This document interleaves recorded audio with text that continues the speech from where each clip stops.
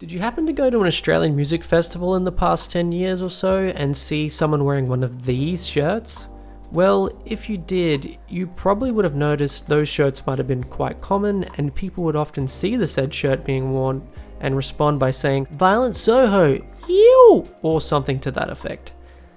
In this video, I'll be delving into how Violent Soho went from being an average Australian rock band destined to be forgotten to become arguably the band with the strongest modern cult following in the country. Violent Soho was formed by childhood friends Luke Boredom, James Tidswell, Michael Richards, and Luke Henry in the Brisbane suburb of Mansfield in 2004, and attended the same school and church groups together as children. Their band name changed a few times, firstly as Showroom, then Ricky Lee, named after the Australian Idol contestant. They still liked the idea of having a girl's name when they changed it to Violet Soho, inspired by the Rancid song Ruby Soho, though they eventually settled on the name Violent Soho. They released their debut EP Pigs and TV in 2006 and their debut album We Don't Belong Here in 2008, which were both received warmly by local music outlets for their grungy, angsty sounds inspired by the likes of Nirvana, the Pixies, and Pavement. The band would go on to tour the East Coast to promote their music with other rising bands such as The Greats and Faker. In 2009, Violent Soho announced that they had signed a record deal with Ecstatic Peace Records, which was run by legendary alternative musician Thurston Moore of Sonic Youth. Thurston then linked them up with another legendary musical figure, Gil Norton, who had previously worked with Foo Fighters, Jimmy Eat World, and the Pixies, to record their second album, and first with a big label. The Brizzy Boys recorded their self-titled album in Wales, which included mostly reworked versions of many of the songs of their first album with a few new additions. To promote the release of their new album, the band relocated to the US in 2010 and played many shows all over that country. After countless shows and consistent pushes to promote their album and a re-recorded version of the lead single Jesus Stole My Girlfriend, Violent Soho was eventually dropped by Thurston Moore's label and disappointedly returned back to their home country of Australia. The band also released an Australian version of their new album, which included 2 extra songs, but it was not enough to capture the hearts of the Australian music public. Many prior fans complained that the majority of the album was the same songs as their first album.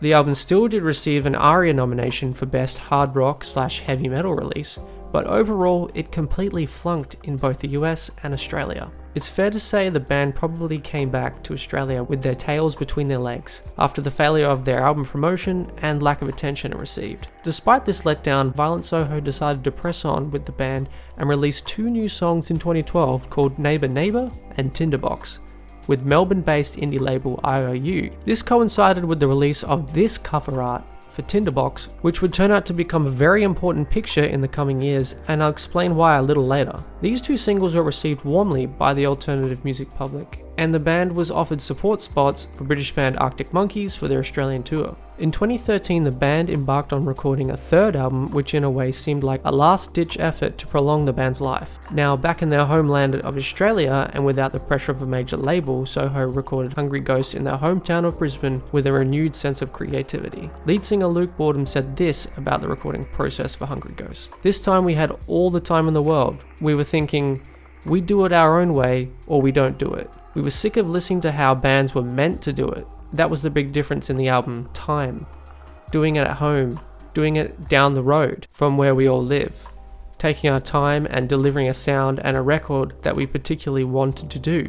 The fresh process of recording allowed Boredom to become more introspective in his songwriting and to write more creatively about his surroundings in the Brisbane suburbs. The album was released in late 2013 with their lead single In the Aisle showing their new work, though it would be the second single covered in chrome which would propel the band from also-rans to the front line of alternative music in Australia. Boredom said this about the inspiration for the song: "I pulled imagery and ideas from Wikipedia articles on the Hungarian uprising in 1956. I have no idea why I ended up reading about it. There was this intense moment when 200,000 protesters walked on a parliament building. After their demands were refused, they pulled down and demolished a statue of Stalin that was built on the site of an old church. They stuffed Hungarian flags in the statue's boots, the only remaining part of the bronze monument. I guess the song is about the power that can be wielded from ideas, and contrasting that with a guy asking for a simple life while unraveling the human vacuum he finds himself in. He's turning around and asking, what the fuck happened? and an uprising indeed this song caused. When it was released in late 2013, it instantly became a hit on Triple J with consistent airplay. The song was directly recognised for its cheeky but rambunctious pre-chorus where the band pauses their instruments and scream the phrase, Many young people connected with this song, and the response was overwhelmingly positive. Covered in Chrome's popularity also coincided with the reputation of their merchandise, in particular this shirt with the Tinderbox cover art on it, which began their merchandise empire that rivals Billabong. And rightfully so. I mean, check out some of these designs, pretty rad if you ask me. Covered in Chrome would then be voted in at 13 in the 2013 Triple J Hottest 100, and the band continued to enjoy the success of its popularity. They would be invited to play Triple J's One Night Stand in Mildura in 2014, as well as many other festival spots, and sold out many headline shows. American label Side One Dummy offered to sell their album in the States, and eventually it reached gold status in Australia, and the band began work on their follow-up record.